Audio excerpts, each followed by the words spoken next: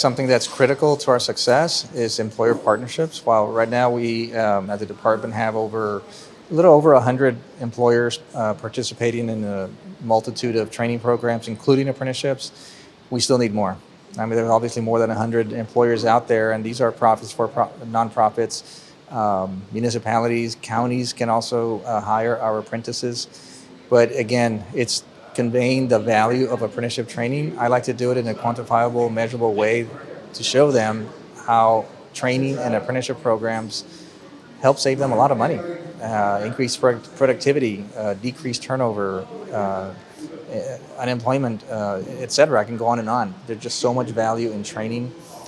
The point is, it's very difficult to get the word out to employers with enough frequency for them to fully understand the benefits. I would really like to double the number of participating employers in our apprenticeship programs. Right now we're a little over 50. Would really like to double that in a year.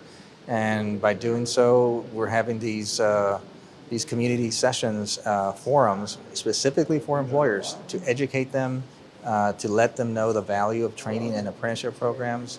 And it's our job to get the word out too. I mean, it's not just us being a service provider, training service provider anymore.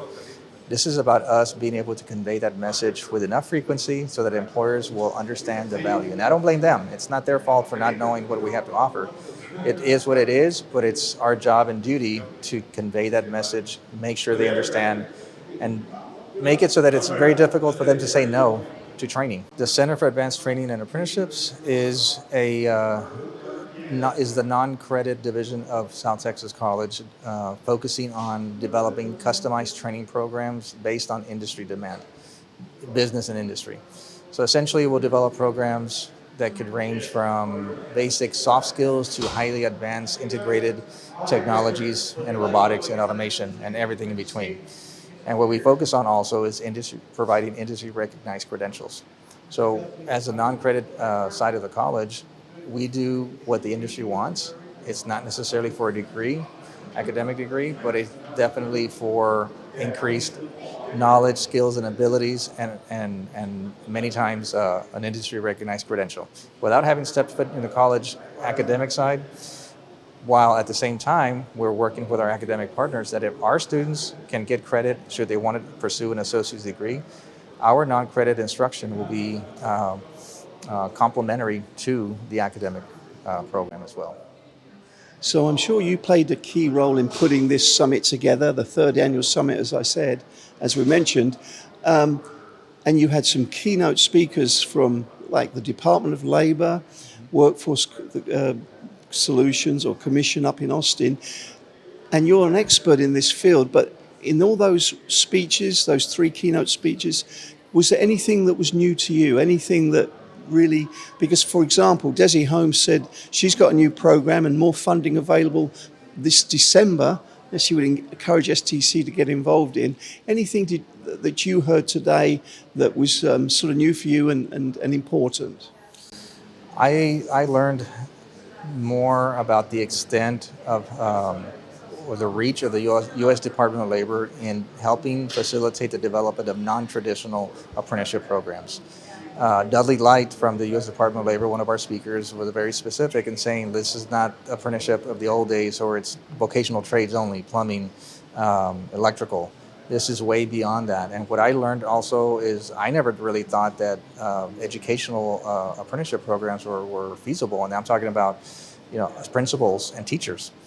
That's something new for me. And these are areas that, yes, we are a pioneer in making sure that we're entering non-traditional fields of apprenticeship like brewery and veterinary technician and legal assistant, but I hadn't yet considered teaching and principals. And that to me is another avenue. I mean, it was difficult enough to work with the healthcare, but if we can get programs in healthcare and nursing, we can definitely work in getting registered apprenticeship programs for teachers and principals.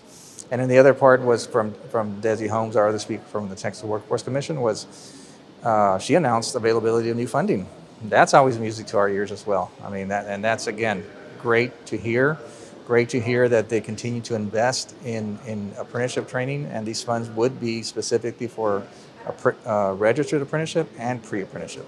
I just want to reach out to some of our partners, and previously, I do want to specifically mention somebody who is really a true ambassador, and actually literally an ambassador, is Julian Alvarez, a former Texas Workforce Commission um, commissioner, and he was one of the ones at the state level helped to spearhead getting traction with apprenticeship programs that were non-traditional, such as the brewery, such as a superintendent.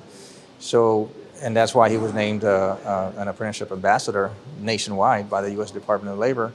But I do want to thank him. He couldn't be here today, but the reason we have a lot of these apprenticeship programs are because of his efforts at the state, supporting us here locally, not just with funding, but with messaging at the state level saying, look, South Texas College and South Texas in general, they have good programs. Pay attention to them. He was a strong advocate and continues to do so, but definitely while his tenure at the Workforce Commission, Julian Alvarez was one of our biggest advocates.